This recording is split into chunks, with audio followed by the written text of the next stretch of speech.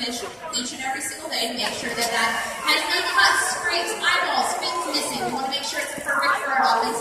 That fish comes to us frozen, and it is restaurant quality fish. So it's exactly the same quality that you would get in a restaurant if you were to eat these similar types of fish. So that's the very first way that we do it. We make sure we take care of some of those other health issues that we have to, anything that has to do with veterinary care issues, blood entry, anything from just checking over to them, to even getting a blood sample, which is what we like to go to the doctor.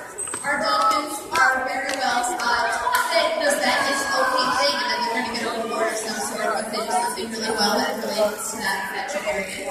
But then also, in addition, we also need to give them exercise to keep them healthy. Just like we need some exercise each and every single day for us to stay healthy, our dolphins also need some of that exercise too. And that's what we're going to focus on today, is a little bit more of these high energy behaviors that you'll see from dolphins that help us allow them to get some exercise. So this behavior here is called porpoise, or a bow behavior.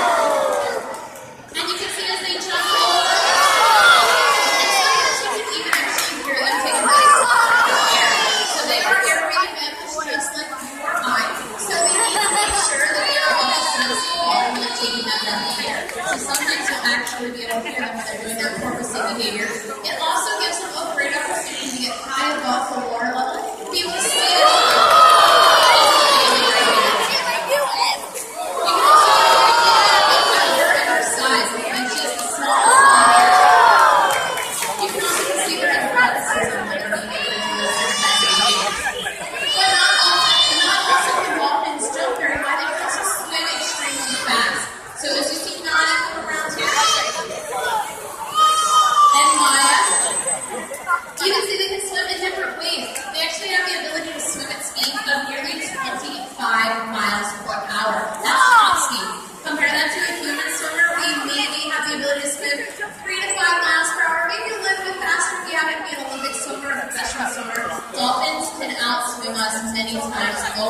They're very good at that very streamlined torpedo shape that they have, and they propel that tail up and down motion. So how does a fish or a shark make their tail move? Go ahead, put it out there. How does it make it move? Side to side, right? Exactly. Well, our dolphins move that tail up and down.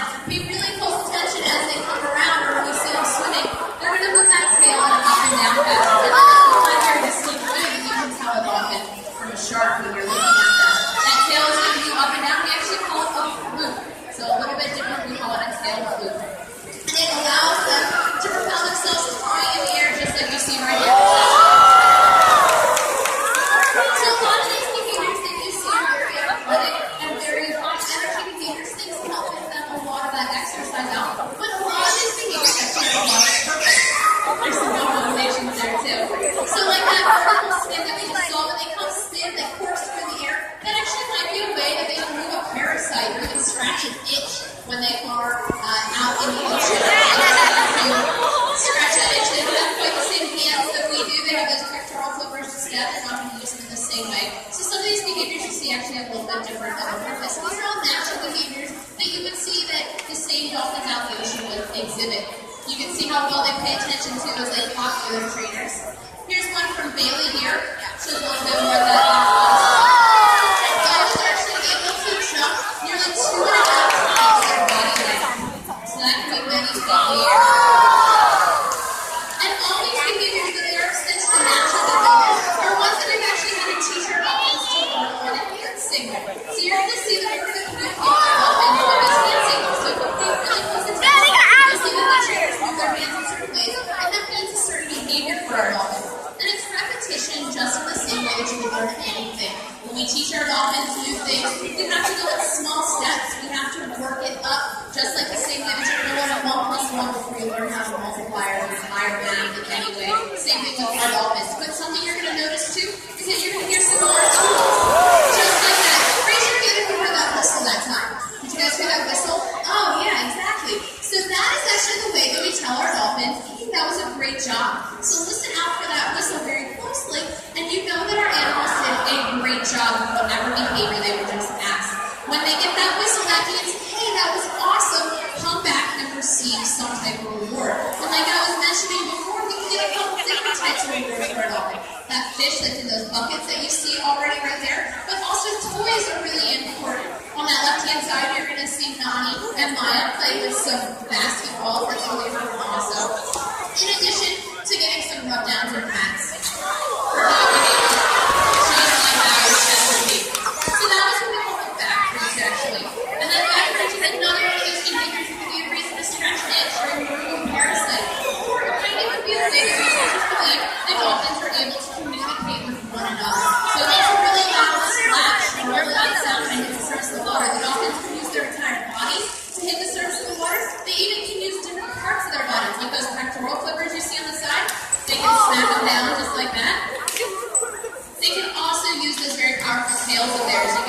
able to surface the water in different ways when they snap that tail, just like you're going to see here. And this is what we call bobbing. It actually might be a hunting strategy too for dolphins. They can stun fish in addition to it being communications over the dolphin.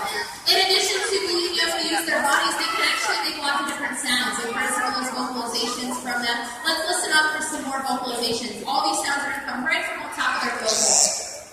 Oh. Bailey's going to come right over here for you to hear it. So listen up really closely.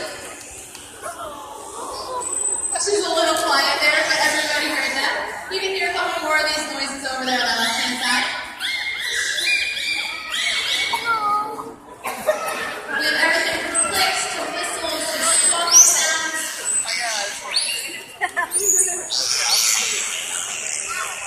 It's kind of like a symphony right now with all the dolphins. They're actually making all of those sounds right from on top of their head through that blowhole that is located on top of their head. That blowhole is actually connected directly to their lungs, while that mouth makes no sounds at all because it's actually connected directly to their stomach. They're actually going to swallow that fish whole to be able to eat that. So that's where it leaves that blowhole open for nice big breaths when they need to take a breath, but also to make all of those different sounds. The dolphins, like I was mentioning before, use this very powerful tail, so you can get a really good look on this right-hand side to be able to propel themselves in the water, to be able to hit the surface of the water in lots of different ways. That tail can also be very powerful to make them splash a lot of water. So here's your reward to get a